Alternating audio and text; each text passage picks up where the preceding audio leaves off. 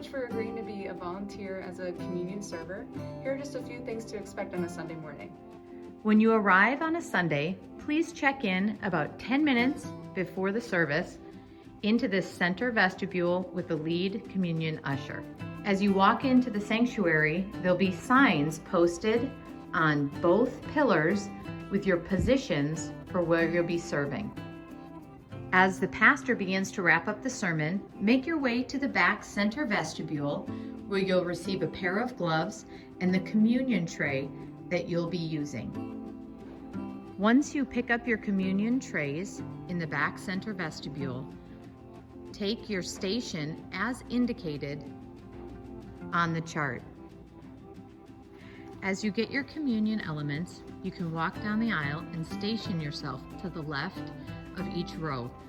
People will be coming out of the left side, coming up to pick up their elements, and then entering back in on the right side. Make sure to pair yourself up, one communion server with bread and one communion server with juice. As people approach you, you'll hand them the bread and say, "The body of Christ broken for you." You hand them the juice, saying, "The blood of Christ shed for you."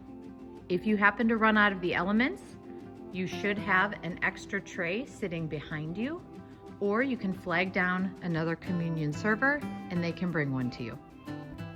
As communion wraps up, you can take the elements in the trays, head back to the center vestibule, and just leave them where you found them.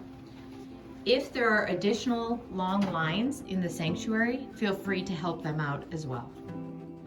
Thanks so much for serving. If you have any questions, feel free to email us.